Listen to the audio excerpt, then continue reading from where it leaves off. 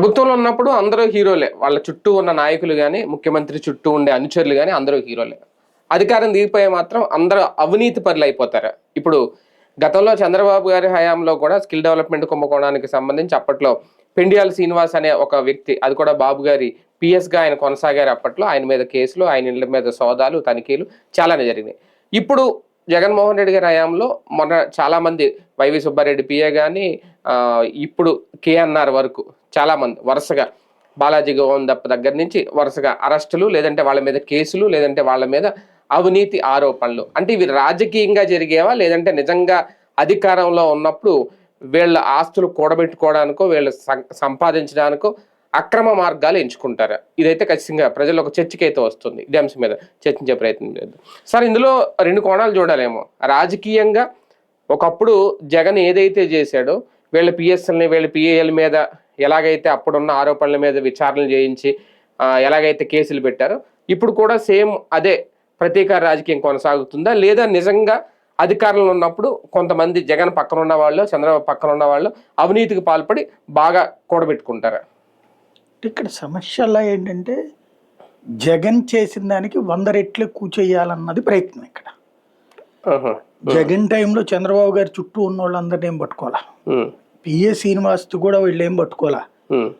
Income tax వాళ్ళు 2018-19లో ride చేశారు. అది ఇన్కమ్ ట్యాక్స్ డిపార్ట్మెంట్, స్టేట్ తో సంబంధం లేదు. అప్పుడు చంద్రబాబు గారి అధికారంలో ఉన్నారు. అక్కడ ఆయన దగ్గర డబ్బులు దొరికినాయి అన్నటువంటిది అప్పట్లో చెప్పింది. ఎలక్షన్స్ ముందు జరిగినటువంటి వ్యవహారం అది. అయితే అది ఎవరిది అన్నది వాళ్ళు తేల్చలేదు. ఇన్కమ్ ట్యాక్స్ మామూలుగా పట్టుబడినప్పుడు ఇన్కమ్ ట్యాక్స్ లో 2 పద్ధతులు ఉంటుంది.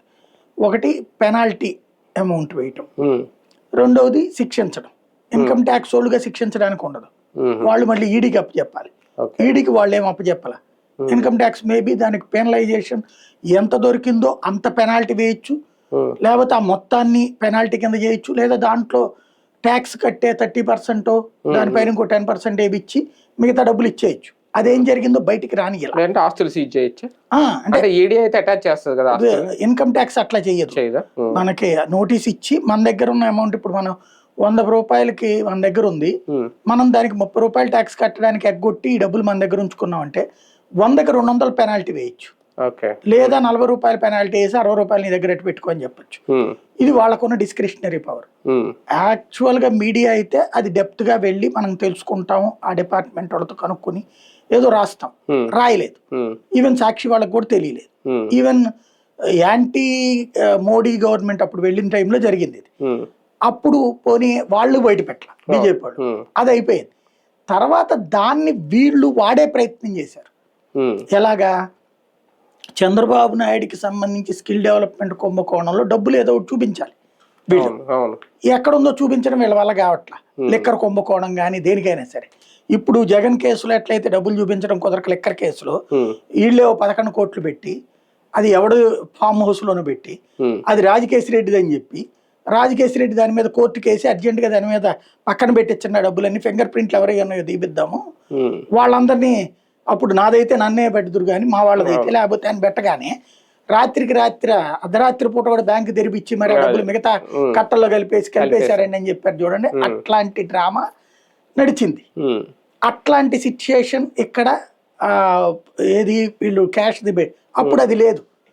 క్యాష్ లేక ఏం చేశారంటే వీళ్ళు శ్రీనివాస్ దగ్గర దొరికిన డబ్బులే ఈ డబ్బులు, లేదా వీళ్ళకి దాన్ని ఏమంటామంటే మనకి ఈ ఎలక్షన్ ఫండింగ్ అనేటటువంటిది అకౌంట్లో వేయాలి, బాండ్లు. ఆ బాండ్లకి సంబంధించిన డేటా చట్టబద్ధంగా బయటికి ఇవ్వాల్సిన అవసరం లేదు. ఎలక్టోరల్ బాండ్స్ అనేటటువంటిది చట్టబద్ధం. అది ఆ చట్టబద్ధమైన బాండ్స్ లో పెట్టినటువంటి వాళ్ళ డబ్బులే, అంటే ఈ డబ్బులు అట్లా ఇచ్చారు లంచంగా అని చెప్పే ప్రయత్నం చేశారు. అందుకే కేసు వీక్ అయిపోయింది. బాబు గారికి తొందరగా బెయిల్ రావడానికి కారణమైంది జనరల్ రెగ్యులర్ బెయిల్ కూడా. అది ఫస్ట్ ఇచ్చిన బెయిల్ అయితే కనుక అనారోగ్య కారణాలు, తర్వాత రెగ్యులర్ బెయిల్ ఇచ్చేటప్పుడు ఇవేవి ఆధారపడదగినటువంటి సాక్ష్యాలు కాదు తేల్చారు. ఈ 2 కారణాలు చూపించారు. అయిపోయింది ఆ కేసు. అందువలన ఆ పిఎస్ శ్రీనివాస్ లోపు దేశం విడిచి వెళ్ళిపోవడం, అమెరికాలో ఉండటం, మళ్ళీ బాబు గారు అధికారంలోకి వచ్చిన తర్వాత ఆయన వెనక్కి రావడం, ఆయన మీద వీళ్ళు అంతకుముందు డిసిప్లినరీ యాక్షన్ కూడా తీసుకున్నాడు. ఆ యాక్షన్ రివోక్ చేయటం, మళ్ళీ అతను ఉద్యోగంలో చేస్తున్నారు ఇప్పుడు. వీళ్ళు ఇప్పుడు దానికి మరి ఆయన పిఎన్ కొట్టేటప్పుడు ఈయన పిఎన్ కొట్టాలి కదా, అది అది ఒక ఆస్పెక్ట్. ఒక కాన్సెప్ట్ ఉంది అది. అప్పుడు శ్రీనివాసుని నిందితుడిగా చూపించలేదు వీళ్ళు. శ్రీనివాసుని ఇన్కమ్ ట్యాక్స్ వాళ్ళు పట్టుకున్న డబ్బులు చంద్రబాబుదని చూపించే ప్రయత్నం చేశారు వీళ్ళు. వీళ్ళు అట్లా కాకుండా జగన్మోహన్ రెడ్డి డబ్బులు కాకుండా జగన్ దగ్గరికి వెళ్ళడానికి కూడా డబ్బులు వసూలు చేసి కరప్టెడ్ పిఏ అని చూపించుతున్నారు. జగన్ ఇక్కడ సర్టిఫై చేస్తున్నారు. అది అవును. జగన్ ని ఇక్కడ అంటే ఒకవేళ నిజంగా ఈయన కరప్షన్ చేస్తే అందులో జగన్ కూడా భాగం ఉంది. అది జగన్ సంపాదించుకున్న డబ్బులు ఈయనకి ఇచ్చినట్టు ఇందులో మామూలుగా చేయాలి. ఈయనకి ఇంకో బినామీ ఉన్నారంటగా, అంటే ఈయన ఇంకొకళ్ళు చూపించుకున్నాడు. బేసిక్గా ఏమవుతుందంటే ఒక నాయకుడిని పట్టుకున్నప్పుడు వీళ్ళు ఏం చేస్తున్నారంటే చెవిరెడ్డో మిథున్ రెడ్డో లేకపోతే ఎట్లా 1 by 1 ఒక్కొక్కళ్ళని వాళ్ళ బ్యాంక్ అకౌంట్స్ ని వాళ్ళ ద్వారా లాగుతున్నారు. ఆ డీటెయిల్స్ పట్టురమ్మన్నారు. వచ్చాక దాన్ని మానిటర్ చేస్తా ఈ అకౌంట్ లోకి ఎవడేసాడు, ఆ అకౌంట్ లోకి ఎవడేసాడు, ఒకటి అకౌంట్ లింక్ చేసి వాళ్ళందరినీ లాక్కొస్తున్నారు. ఇప్పుడు వాళ్ళ అకౌంట్లు తీపిస్తే వాళ్ళది అట్లా. దాన్ని అన్నిటినీ ఏ ఇన్కమ్ ట్యాక్స్ వాడికో కంప్లైంట్ చేస్తే వాళ్ళు ఇన్కమ్ ట్యాక్స్ ఆల్రెడీ కట్టున్నారు అనుకోండి, ఇంకేం చేస్తారు దాంట్లో. కాబట్టి వాళ్ళందరినీ దొంగలని చూపించాలంటే అదంతా లెక్కర సొమ్ము అని చూపించే ప్రయత్నం చేస్తున్నాడు. ఇందులో ఒకటేంటంటే చట్టబద్ధంగా మన అకౌంట్ లోకి వచ్చే డబ్బులు దానికి ఒక ఎత్తు. అంటే మనం ఒక వ్యాపారం చేస్తున్నాం, ఆ వ్యాపారం చేసినప్పుడు దాంట్లో కొన్నది అమ్మింది లాభం ఇదంతా డిజిటల్లో చేయడం ఒక ఎత్తు. అది చాలా మంది చేయరు. ఇప్పుడు మన దగ్గర 10 లక్షలు ఎవరికో ఇచ్చాం, తర్వాత 30 లక్షలు 40 లక్షలు ఇచ్చాడని మన అకౌంట్లో వేసుకున్నాం. ఇది క్యాష్ ట్రాన్సాక్షన్, అనుమానాస్పద ట్రాన్సాక్షన్. అది ఇన్కమ్ ట్యాక్స్ వాడో ఈడీనో వాళ్ళు చూసుకోవాలి. అలా కాకుండా ఉండిపోయినాయి అంటే బ్యాంక్ వాళ్ళతో మేనేజ్ చేసుకోవాలి, లేకపోతే ఇంకోటన్నా ఉంటాయి, లేదా ఆన్లైన్లోనే వచ్చి ఉండొచ్చు, లేదా వీళ్ళు వేరే వ్యాపారాలు చేసుకుంటే డబ్బులు ఉండొచ్చు వీళ్ళ అకౌంట్లో. ఇప్పుడు ఫర్ ఎగ్జాంపుల్ అతను చెప్పారు బాలాజీ గోవిందప్ప, అతను బోల్డ్ వ్యాపారాలు ఉన్నాయి. అతని వ్యాపారాలు వచ్చిన డబ్బులు కూడా మధ్యలో డబ్బులే అని చెప్తారు వీళ్ళు. మిథున్ రెడ్డికి బోల్డ్ వ్యాపారాలు ఉన్నాయి, కాంట్రాక్ట్లు ఇవన్నీ కూడా. అతనికి దాంట్లో అకౌంట్లో వచ్చిన డబ్బులన్నీ లెక్కర అమౌంట్ అని చెప్తున్నారు వీళ్ళు. ఆ చెవిరెడ్డి వాళ్ళది వ్యాపారాలు, రియల్ ఎస్టేట్ అవన్నీ చేసుకుంటారు. ఇప్పుడు అవన్నీ కూడా ఎవరెవరి దగ్గర డబ్బులు అయితే ఉన్నాయో అవన్నీ లెక్కర వల్లనే అని చెప్పడం ద్వారా పబ్లిక్ ని కన్విన్స్ చేయొచ్చు. కన్ఫ్యూజ్ చేయడం కాదు, కన్విన్స్ చేయడం. వాళ్ళ దగ్గర డబ్బులు ఉన్నాయంట, ఆ డబ్బుల్ని అటాచ్ చేసేయడం ద్వారా వాడికి రేపు పొద్దున ఎలక్షన్స్ టైంలో చేతిలో డబ్బులు లేకుండా చూడటం. ప్లస్ వాళ్ళ దగ్గర మనుషులు వీళ్ళందరికి కూడా జీతాలు ఇవ్వాలి కదా, క్యాష్ ఎవరి దగ్గర పెట్టుకోడు కదా, ఆన్లైన్ లో పెట్టుకుని క్యాష్ ఎక్కడో పెట్టుకున్నది బయటికి తీసుకురారు కదా. ఒకవేళ ఈ అన్ని దొరక్క వాళ్ళ క్యాష్ తీసుకురావడానికి వెళ్తే అక్కడికి వెళ్ళి పట్టుకోవచ్చును. ఇది అంటే ఒక రకంగా చెప్పాలంటే జగన్ కి చుట్టూ మనుషులు ఉండకూడదు. ఇప్పుడు జగన్ దగ్గరికి వెళ్ళాలి కలవాలి అంటే ఒక వ్యవస్థ. ఇది వరకు ఆయన పేరేంటి, వాళ్ళేమో రికమెండెడ్ బ్యాచ్, రికమెండేషన్ ఇస్తారు, చేస్తారు వీళ్ళని రానిమని. జగన్ దగ్గరలో ఉండేది ఎవరు, ధనుంజయ రెడ్డి, కృష్ణమోహన్ రెడ్డి, తర్వాత ఇప్పుడు నాగేశ్వర రెడ్డి, తర్వాత శ్రీహరి, ఇట్లాంటి వాళ్ళు ఉంటారు. అంటే జగన్ ని కలవాలంటే మనం త్రూ వీళ్ళ ద్వారా కలవాల్సి ఉంటది.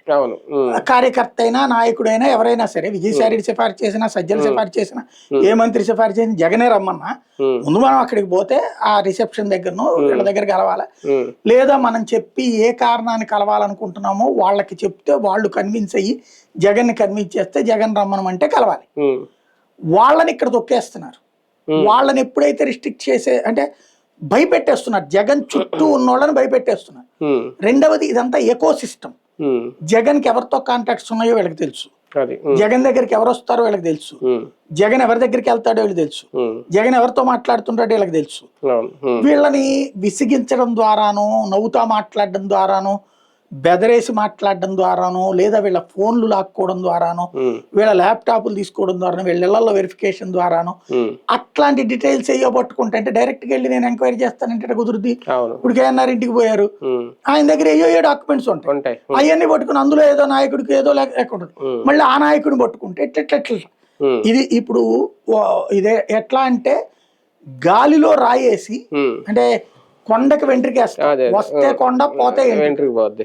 అది ఇప్పుడు చేస్తున్న వ్యవహారం. అంటే మిగిలిన నాయకులకి మీరు ఇందాక అన్నట్టు మిథున్ రెడ్డికో లేదంటే చెవిరెడ్డి భాస్కర్ రెడ్డికో వీళ్ళందరికీ కేఎన్ఆర్ కి కంపేర్ చేయగలవా? ఈయన ఒక జర్నలిస్ట్ స్థాయి నుంచి వచ్చారట, ఇప్పుడు ఆయనకు ఒక వెహికల్ షోరూము, కొన్ని చోట్ల ఫ్లాట్లు, ఎకరాల పొలాలు, అంటే ఇదంతా టీడీపీ వాళ్ళు చెప్తున్నమాట. అవి ఉన్నా లేదు, నేను చూడలేదు, నాకు తెలియదు. దానికి సంబంధించిన ఆస్తులు, ఇంట్లో కోట్ల రూపాయల క్యాష్, వాళ్ళ భార్య అకౌంట్లో కూడా 20-30 కోట్ల రూపాయల క్యాష్, ఇవన్నీ ఎలా వచ్చినాయి అనేది వీళ్ళు రేజ్ చేస్తున్న పాయింట్. ఖచ్చితంగా ప్రజల్లో ఇటువంటి చర్చ అయితే వస్తుంది. దీనికి సమాధానం చెప్పుకోవాలి. ఖచ్చితంగా. అంటే బేసిక్ గా సమాధానం ఎవరికి చెప్తారు? వీళ్ళు ఇన్కమ్ ట్యాక్స్ వాళ్ళకి చెప్తారు. అవును. అకౌంట్ లో డబ్బులు ఉన్నాయంటే ఇన్కమ్ ట్యాక్స్ పేయి, ఇన్కమ్ ట్యాక్స్ లోకి ఆ డబ్బులు ఉన్నాయంటే తేడా ఉండుంటే వాళ్ళే అడుగుతారు కదా. అవును. అంటే అతను వీళ్ళు చెప్తున్న వెర్షన్ ఇది. అవును. అతనికి ఏ వ్యాపారంలో మనకు తెలియదు. అదే అవును. ఈ వ్యాపారం రెడ్డి వీళ్ళందరూ కూడా ఆయన దగ్గర చేస్తుండొచ్చు, కానీ ఇప్పుడు మిథున్ రెడ్డి ఉన్నాడు, ఆయన దగ్గర చేస్తున్నారు కాబట్టి 1000 కోట్ల అధిపతి అతను. అంతే. అవును. చెవిరెడ్డి భాస్కర్ రెడ్డి 1000 కోట్ల. మనకు తెలియదు. వాళ్ళు రాజకీయాలు కూడా చేయడం వల్ల మనకు తెలుసు. వీళ్ళు అధికారులు కాబట్టి మనకు తెలియదు. ఇప్పుడు అలాగనే తెలుగుదేశంలో ఉన్నటువంటి వాళ్ళు, మామూలుగా ఉన్నటువంటి వాళ్ళు ఎంతమంది ఇప్పుడు కోటీశ్వర్లు లేరు. ఇక్కడ కరప్షన్ లేదని చెప్పడం వెరితాను. ఎవరు అధికారంలో ఉన్నా ఆ అధికారంలో ఉన్న వ్యక్తితో మనకున్న కాంటాక్ట్ ఆధారంగా వీళ్ళు సంపాదించుకోవడం నడుస్తుంటారు. అది నీతి అవినీతి అంటే వ్యాపారం ద్వారా సంపాదించుకుంటారా, వ్యవస్థ ద్వారా సంపాదించుకుంటారా? వ్యవస్థ ద్వారా సంపాదించుకుంటే అకౌంట్ లో డబ్బులు పెట్టుకోరు, అంతేగా, క్యాషే దొరుకుతుంది. ఇప్పుడు ఇతని దగ్గర క్యాష్ దొరికినట్టేం లేదు, అకౌంట్ లో ఎంత ఉందని చెప్తున్నా. అకౌంట్ లో ఎంత ఉంటే కనుక అది క్రైమ్ అవుతుంది. కాబట్టి ఆస్తులు భారీగా ఉన్నాయి. ఆస్తులు ఉండొచ్చు, ఇప్పుడు ఆస్తులకి సంబంధించి ఎప్పుడో కొనుక్కుని ఉండొచ్చును, లేకపోతే ఇప్పుడు వాటి అన్ని రికార్డెడ్, ఆన్ రికార్డ్, లెక్కలు చూపించాలి అంతే. అది ఇన్కమ్ ట్యాక్స్ వాళ్ళు చూపెడతాడు, వీళ్ళకి ఎందుకు చూపెడతాడు? వీళ్ళు చూపించాల్సిందేంటి? ఆ రిలేటెడ్ లింక్. ఇప్పుడు ఇక్కడ ఓవరాల్ కేసులో ఒక కన్ఫ్యూజన్, అంటే అందరినీ కూడా గందరగోళపరుస్తున్నది మీడియా కానీ వీళ్ళు కానీ. మౌత్ పబ్లిసిటీ, డైవర్షనల్ టాక్టిక్స్ ఏంటంటే, జగన్ అనేటటువంటి అతను లెక్కర్ ద్వారా డబ్బులు సంపాదించాడు, జగన్ ఎందుకు అరెస్ట్ చేయలేదు? రెండవది, జగన్ డబ్బులు ఇవ్వలేదు, జగన్ మమ్మల్ని సంపాదించుకోలేనివ్వలేదని కదా వీళ్ళందరూ గొడవ. మరి ఎంతమంది దగ్గర డబ్బులు ఎక్కడి నుంచి వచ్చినాయి? నెంబర్ 2. రెండవది, వీళ్ళందరి దగ్గర డబ్బులు ఉంటే జగన్ ఇక్కడ ఏం చెప్పారు? ఫస్ట్ డబ్బులు ఎందుకు పట్టుకోలేదంటే మొత్తం ఎలక్షన్స్ ఖర్చు పెట్టేశాడని చెప్పారు. చెవిరెడ్డి భాస్కర్ రెడ్డి ఒక్కడు ద్వారానే కాదు, అక్కడ డబ్బులన్నీ ఎలక్షన్స్ ఖర్చు పెట్టారు, అందుకే మేమేం రికవర్ చేయలేదు, ఒక 11 కోట్లు మాత్రం రాజకేశ్వర రెడ్డి దగ్గర రికవర్ చేసామని చెప్పారు. మిగతా డబ్బు అంతా పనిచేశాడని చెప్పారు కదా. మరి మిగతా డబ్బులు అందరూ పనిచేస్తే మరి వీళ్ళందరూ వినోదాలు ఎట్ట కుదిరినాయి? అసలు డబ్బులు జనాలకి పంచడానికి ఆ డబ్బులు వాడితే వీళ్ళ వినోదాలు ఎట్లా లెక్కలోకి వస్తాయి? పబ్కి క్లబ్కి వెళ్ళనటువంటి తెలుగుదేశం నాయకుల్లో ఎంతమంది ఉండుంటారు? ఇప్పుడు డ్రగ్స్ లోనే పట్టుబడిన వాళ్ళు ఎవరు బేసిక్ గా అయితే? మరి వాళ్ళందరి దగ్గర డబ్బులు ఎక్కడి నుంచి వచ్చినాయి? వాళ్ళు అవినీతేనా? కాబట్టి ఇక్కడ ఏంటంటే వీళ్ళు ప్రచారం అంటే క్యారెక్టర్ అసాసినేషన్ ఎట్లాగూ చేస్తారు కాబట్టి ఇప్పుడు వాళ్ళ వ్యక్తిగతంగా అంత తిన్నారు ఎంత తిన్నారని చెప్తారు. అది అతను రేపు పొద్దునొచ్చి చెప్పుకోలేడు, అతను చెప్పుకునే టైంకి ఆల్రెడీ జరగాల్సింది జరిగిపోతుంది కదా బేసిక్ గా. ఇప్పుడు మిథున్ రెడ్డి, చెవిరెడ్డి అయితే కనుక రెండన్స్ ఛాలెంజ్ ఇస్తారు, బికాస్ పొలిటీషియన్స్ కదా వీళ్ళు. అట్లాగా ఒక ప్రభుత్వంతో కొట్లాడగలిగిన స్థాయి ఆలోచన ఉంటుందా వీళ్ళకి? చెప్పలేరు కదా. కేసులు పెట్టడం ఒక స్టైలు, ఇలాగా అవినీతి మరకలు ఆరోపణలు అంటించడం మరొకటి. ఇది పార్టీకి లేదంటే జగన్మోహన్ రెడ్డికి ఒక మచ్చ అవుతుందా?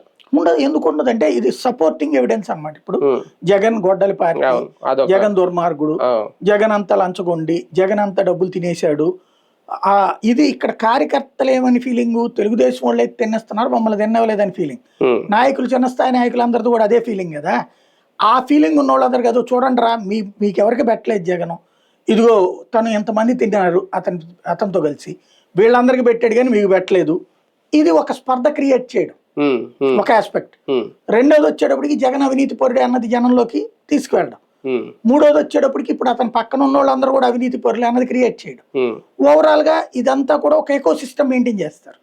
ఇదిగో జగన్ ని తలుచుకోగానే అవినీతి డబ్బులతో, ఇదివరకు కనుక రాజశేఖర రెడ్డి తలుచుకుంటే, రాజశేఖర రెడ్డి చూస్తే ఇప్పుడు విజువలైజ్డ్ ఏఐ టైప్ లో మనం విజువలైజ్ చేసుకున్నాం అనుకోండి, రాజశేఖర్ రెడ్డి, రాజారెడ్డి ఇద్దరు కూడా రాక్షసుల్లాగా చేతి నిండా బాంబులు పట్టుకుని, కచ్చలు కత్తులు పట్టుకుని, కనబడ్డోళ్ళందరినీ పొడుచుకుంటా, బాంబులు వేసుకుంటా, చంపుకుంటా తిరుగుతుంటారు రాజారెడ్డి.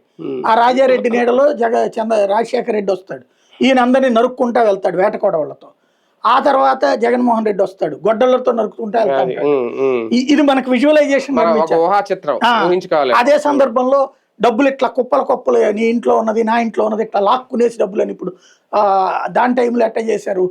ఆ, ఏది ఈ చివరిలో పుస్తకాలు పట్టదారు పుస్తకాలు అట్టికట్ట చేశారు.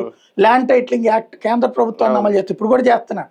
సర్వేలు గిరివేలు కానీ అది ఏదో వేసుకున్నారు, నీ భూమి వాడు నీ దాని మీద పాస్బుక్ మీద ఫోటో వేసాడంటే తీసుకెళ్లిపోయినాడు. ఇప్పుడు నిన్న బల్బు మీద వేసారంటే కంపెనీ బాబు గారికి ఇచ్చేసినట్ట. కానీ ప్రచారం ఏమని చేశారు, ఇదేమో బాబు గారు ఇస్తున్నారు కాబట్టి, అదేమో నువ్వెవడు ఇవ్వడానికి అన్నట్టు. కరెక్టే, ఇవ్వడానికి ఆ ఫోటోలు వేయడం మనం తప్పడతాం, కానీ అది ఎట్లా ఎంత నమ్మగించగలిగారు? అది వస్తుగా జగన్ ఓటమిలో అతిపెద్ద కీలకమైంది పల్లె ప్రాంతాలు అదే కారణమైంది. అదే అంశం ఇప్పుడు అట్లాగా ఎలా అయితే ప్రచారం చేసి నమ్మించగలరు అట్లా నమ్మించగలరు.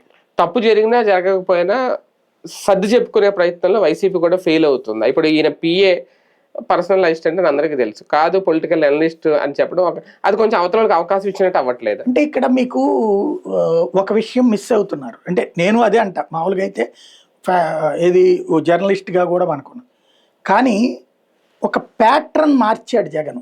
ఏంటంటే అధికారంలో ఉన్నప్పుడు శ్రీహరి పిఆర్ఓ, ఎందుకు ప్రభుత్వ జీతం వస్తుంది కాబట్టి, పబ్లిక్ రిలేషన్స్, ఈయన పిఏ ప్రభుత్వ ఉద్యోగంలో ఉన్నాడు కాబట్టి.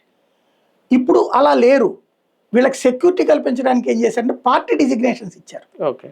ఇప్పుడు శ్రీహరికి కూడా వైఎస్ఆర్ కాంగ్రెస్ పార్టీ ప్రచార కమిటీ కార్యదర్శి, జనరల్ సెక్రటరీ. ఎందుకని సిస్టమ్ లోకి తీసుకురావాలి, పొలిటికల్ సిస్టమ్ లో. అడిషనల్ గా డబ్బులు ఇచ్చేటటువంటి కాన్సెప్ట్ కాదు, సిస్టమ్ ద్వారా పే చేస్తారు. అలాంటి డిజిగ్నేషన్ వీళ్ళు చెప్పేది. పిఏగా ఉన్నది ఎలక్షన్స్ కి ముందు యాజ్ సీఎం పిఏ, ఇప్పుడు ఈ టైప్. ఇది మామూలుగా అయితే కనుక మనమైనా ఎటకారం చేస్తాం, నేనైనా ఒక సామాన్య మనకి వాళ్ళ అధికారిక డిజిగ్నేషన్ ఎట్లుంటది, పార్టీ డిజిగ్నేషన్ ఇవ్వాలి. ఎందుకు? పార్టీ తరపున వీళ్ళందరికీ జీతాలు ఇవ్వాలి నెల నెల. ఇంత ముందు అంటే ప్రభుత్వం తరపున జీతాలు ఇస్తారు, ఇప్పుడు ప్రభుత్వం కాదు కదా, డిజిగ్నేషన్ మారొచ్చు, వర్క్ అదే కదా, పొలిటికల్ అట్లా కాదు కదా. ఇప్పుడు పార్టీ డిజిగ్నేషన్ వేరు, ఇది వేరు. ఫర్ ఎగ్జాంపుల్ అనిత టీచర్ అండి, గవర్నమెంట్ టీచర్. హోమ్ మినిస్టర్ అయ్యాక నువ్వు అంత ముందే చేసావు కదా అంటే ఎట్లా కుదురుతుంది? అదే ఇప్పుడు ఇదే బేసిక్ గా. నువ్వు ఈ ప్రొఫెషన్ లోకి వచ్చాక ఈ డిజిగ్నేషన్ ఇస్తారు. రేపు పొద్దున మళ్ళీ జగన్ సీఎం అయ్యాడు అనుకోండి, అప్పుడు ఆ డిజిగ్నేషన్ మళ్ళీ అట్టుకుపోతుంది. అప్పుడు మీరు చెప్పినట్టు ఈ డిజిగ్నేషన్ ఏది ఎబ్రివేషన్ మార్చక్కర్లేదు, మళ్ళీ వెనక్కి వెళ్తుంది. ఇప్పుడు మీరు దాదాపుగా అప్పట్లో సిబ్బందిగా పనిచేసిన వాళ్ళందరికీ డిజిగ్నేషన్స్ ఇవ్వబడ్డాయి. ఇప్పుడు పొలిటికల్ డిజిగ్నేషన్స్ ఇచ్చారు. అదే అంటున్నాను, డిజిగ్నేషన్ ఇచ్చిన పనులు అవే కదా వీళ్ళు చేసి. ఇప్పుడు ఆయన అపాయింట్మెంట్లు చూసుకోవడం రాజకీయ అధికారంలో ఉన్న అదే పని చేస్తాడు, ప్రతిపక్షంలో అదే పని చేస్తాడు, జనాన్ని గెలవడం. అంటే ముఖ్యమంత్రి అయిపోతాడా? ఈయన పాలిటిక్స్ అనాలిసిస్ ఏం చేయడు కదా, నేను అనేది ముఖ్యమంత్రి ఏం అవ్వడు కదా. అవును, రాజకీయం రాజకీయమే. రాజకీయ పార్టీ నిర్వహించేటప్పుడు ఉండే డిజిగ్నేషన్ వేరు, ప్రభుత్వంలో డిజిగ్నేషన్ వేరు అంటున్నాను నేను. డిజిగ్నేషన్ వేరు, పనేదే. డిజిగ్నేషన్ వేరు, జీతం ఇచ్చే సోర్స్ వేరు, సోర్స్ ఆఫ్ శాలరీ వేరు కదా. ఇక్కడ నువ్వు ప్రభుత్వంలో అవుట్ సోర్సింగ్ ఎంప్లాయ్ వేరు, డైరెక్ట్ ఎంప్లాయ్ వేరు. ఇదే పని ఇద్దరు చేసేది. ఓ టీచర్ గారు outsourcing teacher, contract teacher, general teacher ఒకే పని చేస్తారు, కానీ జీతం వేరు, వాళ్ళకు వచ్చే అర్హతలు వేరు, డిజిగ్నేషన్ వేరు. భవిష్యత్తులో జగన్ అధికారంలోకి వస్తే జగన్ చుట్టూ ఉన్న వాళ్ళు అవినీతి పరులు, అక్రమార్కులు, వాళ్ళ మీద ఎన్ని కేసులు ఉన్నాయి చూడండి అని చెప్పుకోవడానికి ఇప్పుడు ఒక ప్లాట్ఫామ్ రెడీ అవుతుందా టీడీపీ? అదేం కాదు, ఒక భయాన్ని ఎలా నెలకొల్పాలనుకుంటున్నారంటే, రేపు పొద్దున వీళ్ళు పొరపాటున అధికారంలోకి వస్తే జగన్ వాళ్ళు ఇక చంద్రబాబు జోలికి వెళ్ళకూడదు, అదే బాబు గాని లోకేష్ జోలికి కానీ వెళ్తే. అంటే ఇంతకు ముందు ఏంటంటే అవినీతి, ఏ రాజకీయ నాయకుడు అవినీతి చేయకుండా అంతా పర్ఫెక్ట్ గా ఉన్నాడని జనం ఎవరైనా నమ్ముతారా?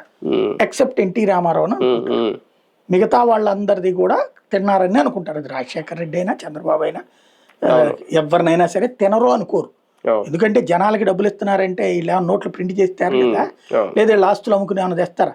కాబట్టి వీడు అవినీతి, ఇది నా ఇంటిని టచ్ చేయనంత వరకు, నన్ను బలవంతం చేసి లాక్కోనంత వరకు ఆడి అవినీతి నాకెందుకులే అనుకుంటారు జనం. అవినీతి సర్వవ్యాపితం అయిపోయింది. ఇలాంటి సందర్భంలో ఈ అవినీతి అన్నటువంటి దాంట్లో వీళ్ళిద్దరూ ఒక అండర్స్టాండింగ్ వచ్చేసారు అధికార ప్రతిపక్షాలు. ఇప్పుడు రాజశేఖర్ రెడ్డి చంద్రబాబు మీద అవినీతి ఆరోపణలు చేసి కోర్టులు కేసులు వేశాడు.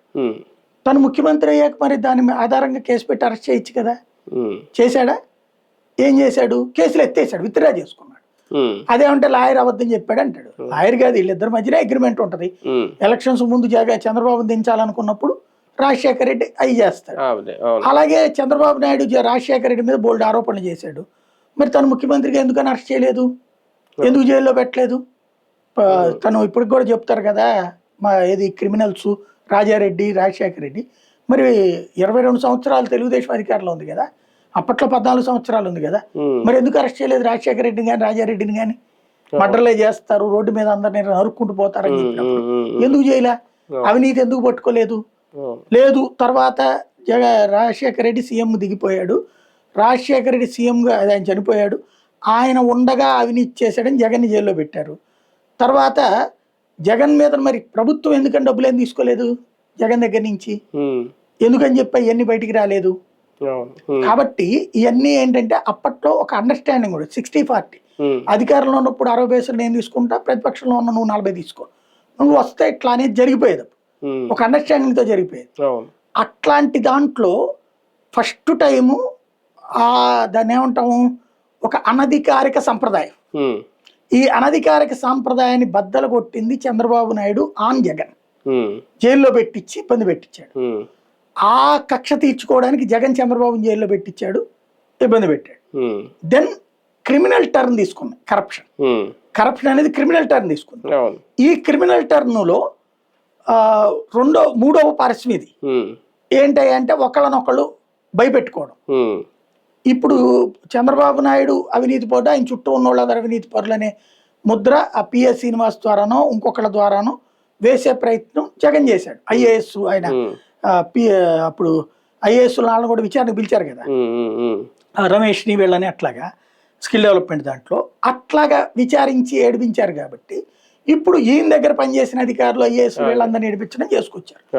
10% జగన్ చేస్తే 100% మేము చేసి చూపించాం. నెక్స్ట్ ట్రిప్ నువ్వు కనుక పొరపాటు అధికారానికి వస్తే మా జోలికి రాకొస్తే మళ్ళీ నీకు ఎట్లా ఉంటది? జగన్ చుట్టూ ఉన్నోళ్ళు కూడా ఎందుకు సార్ వాళ్ళతో వాళ్ళు తినంటారు కానీ మనం తినట్లేదా, వదిలేండి సార్ అని అన్న చెప్పాలి. అయితే ఇక్కడ 2 కోణాలు ఉంటుంది. చంద్రబాబు నాయుడు చుట్టూ ఉన్న వాళ్ళలో ఒక శ్రీనివాస్కి సంబంధించి కూడా అతను ఏం జైల్లో పెట్టలేదు, బట్ జగన్ చుట్టూ ఉన్న వాళ్ళందరినీ అరెస్ట్ చేసి జైల్లో పెట్టారు. రేపు పొద్దున వీళ్ళు అధికారంలోకి రాకుండా ఉంటే ఓకే. ఇప్పటిదాకా వీళ్ళందరూ ఏంటంటే జగన్ని సీఎంగా, జగన్ ఒక నాయకుడిగా చూస్తారు, ప్రతిపక్ష నాయకుడిగా. వీళ్ళు ఉద్యోగాలుగా ఫీల్ అవుతారు. ఇప్పుడు వీళ్ళందరినీ అందులో పాత్రదారులుగా చేసేసారు జగన్ కోటరీలోకి, జగన్ అవినీతి అన్నటువంటి. కాబట్టి రేపు పొద్దున వీళ్ళ యాటిట్యూడ్ కూడా ఎట్టుంటది? ఇప్పటిదాకా పొలిటీషియన్ థింకింగ్ వేరు, పొలిటీషియన్ థింకింగ్లో అటాకింగ్ నేచర్ ఉంటుంది, పొలిటికలైజ్డ్ నేచర్ ఉంటుంది. అధికారి నేచరు అట్లా ఉండదు. మీరేదో సార్కి చెప్పుకోండి అని మాకెందుకనేది అంట. ఇప్పుడు వాళ్ళు కూడా ఇదే యాటిట్యూడ్తో తరుగుతారు. రేపు పొద్దున ఇవాళ ఎవరన్నా రేపు పొద్దున కనుక ఎందుకు సార్ వాడిని అన్నారు అనుకోండి, ఈ నలుగురు ఏం సార్ మనం చేయలేదా అంటారు రేపు పొద్దున. కాబట్టి అక్కడ దాకా కూడా లెక్కల జగన్ దాకా వీళ్ళే పోలీస్ ఆఫీసర్ ఫోన్ చేసి రేపు పొద్దున నా కేసు పెట్టి ఈ కేసు పెట్టి కంప్లైంట్ పెట్టించట్లేదు, ఎక్కడెక్కడ పెట్టిస్తున్నారు అంతే. రేపు అది జరుగుతాయి. కానీ జగన్ చుట్టూ ఇలా దగ్గరగా ఉన్న వాళ్ళందరికీ ఇక్కడ నుంచి థ్రెట్ అయినా ఏదో కేసులో ఆల్రెడీ అయిపోయింది.